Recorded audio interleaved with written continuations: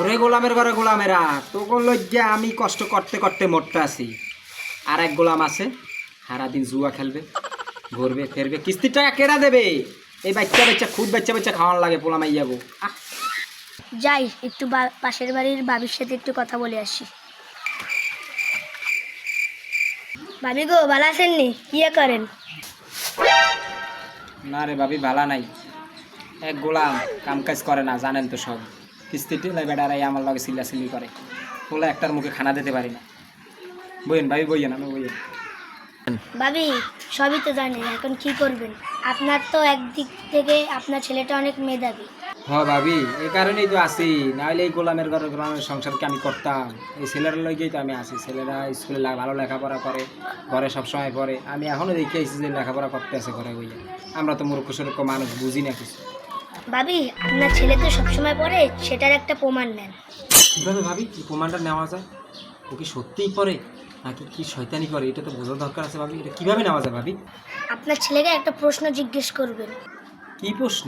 আপনার ছেলেকে জিজ্ঞেস করবেন আই ডোন্ট নো এর বাংলা অর্থ কি। ভাবি এটা জিজ্ঞেস করলে কি আমি বুঝতে পারবো যে ও ঠিক লেখাপড়া করে? হ্যাঁ ভাবি, বুঝতে পারবেন।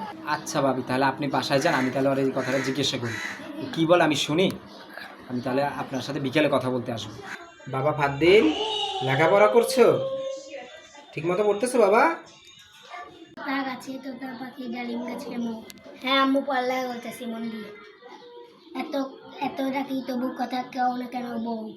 আচ্ছা বাবা, পড়ো, মন থেকে পড়ো। আচ্ছা বাবা, আমি তোমাকে একটা প্রশ্ন করি।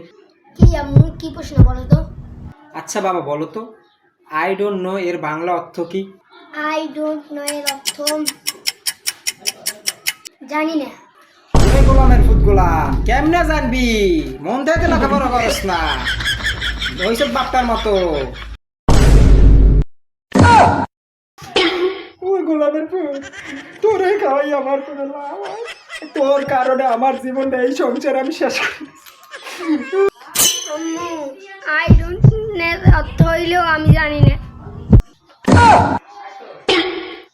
সব দোষ তোর বাপের, সব দোষ তোর বাপের।